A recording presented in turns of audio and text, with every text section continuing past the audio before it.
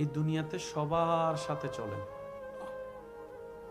কিন্তু নিজের দিলটাকে কারোর সাথে এমন ভাবে লাগাই দিয়েন না যে ও মারা গেলে আপনি মরে যাবেন, ও কষ্ট দিলে আপনার চোখ থেকে পানি পড়বে। দিলটা এমন ভাবে কারোর সাথে লাগায়েন না, কারণ মানুষ সেকেন্ডে সেকেন্ডে পরিবর্তন হয়। যে দুনিয়ার মানুষ সবচাইতে দামি সম্পর্ক, কাছের সম্পর্ক হচ্ছে মা বাবার সাথে সন্তানের সম্পর্ক। সবাই সাক্ষী, অনেক সন্তান মা বাবাকে বৃদ্ধাশ্রমে রেখে এসেছে। তো যেই পৃথিবীর এই দৃশ্য দেখা যায়, সন্তান মা বাবাকে দেখে না, সেখানে আর ভালোবাসার কোনো আশা করা যায়? আরেকটু আওয়াজ দিয়ে বলেন, ভালোবাসা আশা করা যায়? যেখানে সন্তানের কাছে মা বাবা ভালোবাসা পাচ্ছে না, একটু বোঝার চেষ্টা করবেন। সেজন্য মনে রাখবেন, এই অন্তরটা সর্বদা নবীর প্রেম দিয়ে সাজিয়ে আল্লাহর দিকে করে রাখবেন, তাহলে আপনার কখনো আর ভেঙে পড়ার সুযোগ থাকবে। কারণ দুনিয়ার সাথে যত লাগিয়ে রাখবেন, ওই মানুষটা যার সাথে আপনি দিল লাগায় রাখবেন, সে যেমনে চালাবে আপনাকে সেভাবে চলতে হবে। সে সুখ দিলে আপনি সুখ পাবেন, সে দুঃখ দিলে চোখের পানি পড়বে। দরকার কি আর, যেখান থেকে সুখ আসে ওই দরবারের সাথে অন্তরকে লাগাই দেন।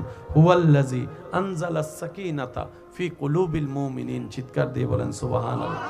দ্বিতীয় নম্বর কথা, একা থাকেন, একা বাঁচার অভ্যাস করেন। একা থাকেন, একা চলেন, একা বাঁচার অভ্যাস করেন। কারণ এই পৃথিবীতে রবের উপর তাওয়াক্কুল করে যে একা থাকতে শিখে যায়, তাকে কেউ একা করে দেওয়ার আর ভয় দেখাতে পারে? তাকে ছেড়ে যাবে বলে আর কোনো ব্ল্যাকমেল করতে পারে? সেজন্য দুনিয়াতে আসছেন একা, যাবে না তো একা। আল্লাহ তাআলা বুঝাই দিচ্ছে, বান্দা এই পৃথিবীতে একা থাকার জন্য তোর যা দরকার আমি রব্বুল আলামিন তোর ভিতরে সেই নিয়ামত দান করে দিয়েছি। সুবহানাল্লাহ। ধৈর্য ধরা ছাড়া কেউ সফল হয়নি, কেউ হবে। ধৈর্যের ভিতরে আছে সমস্ত নিয়ামত। মনে রাখবেন, আল্লাহ তাআলার সমস্ত নিয়ামত ধৈর্য নামক দরজা দিয়ে, রাস্তা দিয়ে হেঁটে গিয়ে নিতে হয়। যার কাছে ধৈর্য নাই, সহ্য নাই, মেনে নেওয়া নাই, মানিয়ে নেওয়া নাই, তার কাছে কখনো নিয়ামত আসবে না। এই ক্ষেত্রে আমাদের অনেকের মনের একটা চাপা প্রশ্ন থাকে, জানতে চাওয়া যে ধৈর্য তো অনেক ধরেছি, আর কত ধৈর্য ধরবো? সহ্য তো অনেক করেছি, আর কত সহ্য করব? হাজার দিকে উত্তর না গিয়ে একটা উত্তর দেওয়ার চেষ্টা করি, মাথায় এবং মনে বসিয়ে রাখবেন যদি ভালো লাগে।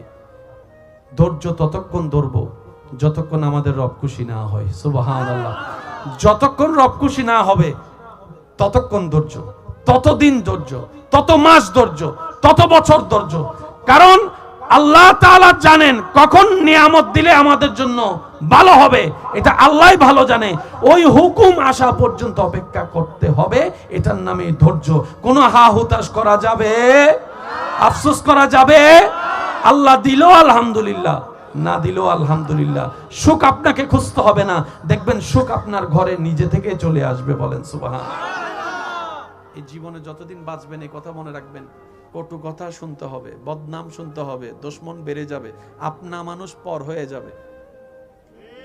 এই পৃথিবীতে একটা কমন বিষয় হচ্ছে যে আপন মানুষ কি হয়ে যায়? জোরে বলেন, আপন মানুষ কি হয়ে যায়? এটার কারণ কি জানেন? এটার কারণ হচ্ছে আমরা যখন দুনিয়ার সাথে অন্তরকে বেশি জোড়া লাগাই দিই, তখন আল্লাহ পাক আমাদেরকে একটা এক্সাম্পল দেখায়, বান্দা ব্রেক লাগা, ব্রেক লাগা, দেখ তোর আপনরা কিভাবে পর হয়ে যাচ্ছে। করোনাকালীন সেটার বাস্তব চিত্র বিশ্ববাসী দেখেছে, আপনরা কিভাবে পর হয়ে যায়, রক্তের মানুষ কিভাবে দূরে ঠেলে দেয়। করোনা তার বাস্তব সাক্ষী হয়েছে। কথা বলেন ঠিক কিনা? আল্লাহ পাক বলে, দুনিয়াতে থাক, যা দরকার আমি দিয়েছি, আমি দিব, তবে দিলটা দুনিয়ার সাথে লাগাইস না, আশাটা কারো উপর করিস না। দিলটা আমার নবী মুস্তাফার প্রেমকে সাজিয়ে দিয়ে, প্রেম দিয়ে সাজিয়ে দিয়ে নিজের অন্তরকে আমি রবের তাওয়াক্কুল দিয়ে অন্তরকে সাজা, আমি রবের দিকে দিলটা দিয়ে দে। সমস্ত আশা আমি রবের কাছে রাখ, সমস্ত স্বপ্ন আমাকে বল, সমস্ত চাওয়া আমাকে বল, সম্পর্কটা আমি রবের সাথে রাখ, দুনিয়ার সাথে শুধু তাল মিলাই চলতে থাক। তুই বান্দার জীবনে যখন যেভাবে যা দরকার আমি আল্লাহ সেই নিয়ামত দিয়ে ভরপুর করে দিব। সুবহানাল্লাহ।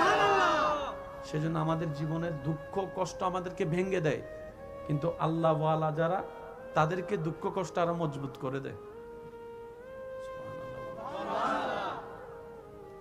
দুঃখ কষ্ট আমাদেরকে কি করে দেয়? ভেঙে দেয়। কি বলেন? কি করে দেয়? অনেকে দেখবেন না, দুঃখ কষ্ট সহ্য করতে না পারে নেশাতে চলে গেছে, কত কিছু করতেছে, কি বলো, দুঃখ সহ্য হইতেছে না। তো যে নেশা কিছুক্ষণ পরে ছেড়ে দেয়, ওই নেশা করে লাভ কি? আধা ঘন্টা, 2 ঘন্টা, 3 ঘন্টা পরে নেশা এটা তো আর থাকে? যত বড় নেশা বলেন, থাকে না। যদি নেশার জগতে ডুব দিতে মন চাই, সেই রবের প্রেমের নেশায় ডুব দেন, যেখানে একবার ডুব দিলে আগুনও শান্তি হয়ে যায়। সুবহানাল্লাহ। আসল নেশা তো ওই নেশা যেটা আজীবন থেকে যাবে, জান্নাতও থেকে যাবে, প্রেমের নেশা। সুবহানাল্লাহ। আরো জোরে বলি। আল্লাহ তাআলা আমাদেরকে সেই নেশা দান করুক, যেই নেশা আসলে নামাজের স্বাদ বেড়ে যাবে, সিজদার স্বাদ বেড়ে যাবে, যেই নেশা আসলে ভিতরে ধৈর্য বেড়ে যাবে, সহ্য বেড়ে যাবে, রবের প্রেমে, রবের নামে জান কুরবানি দেওয়া হাসি মুখে হয়ে যাবে। বলেন না সুবহানাল্লাহ। ধৈর্য লাগবে জিতার জন্য, কারণ ধৈর্য ছাড়া কখনো জিতা যায় না। দ্বিতীয় নম্বর সহ্য। যে যত সইবে সে তত পাইবে, যার সওয়া যত তার পাওয়াও তত। সেজন্য ইটের ভাটায় গেলে দেখবেন এখানে 1 নাম্বার, 2 নাম্বার, 3 নাম্বার ইট আছে। যত কম পুড়ে দাম কম, যত বেশি পুড়ে দাম বেশি। স্বর্ণের দাম আপনি জানেন, স্বর্ণ যতক্ষণ আগুনে পুড়ে না ততক্ষণ সেটা ডিজাইন হয় না। সুবহানাল্লাহ বলি। স্বর্ণকে আগে আগুনের সাথে মোকাবেলা করতে হয়, আগুনের তাপকে নিজের ভিতর নিতে হয়, আগুনের মধ্যে নিজেকে জ্বালাতে হয়, তারপরে সেটা দেখবেন লক্ষ লক্ষ টাকার ডিজাইন হয়ে বিক্রি হয়। আল্লাহ তাআলার নিয়ামতগুলো নিতে হয় এভাবে।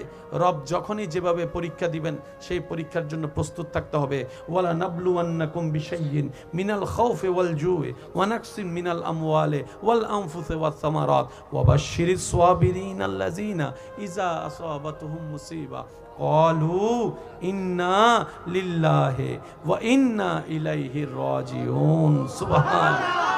আল্লাহ পাক আমাদেরকে নিয়ামত নেওয়ার তৌফিক দান করুন। ভিতরে বাহিরে শান্তি পাওয়ার ইচ্ছা আছে,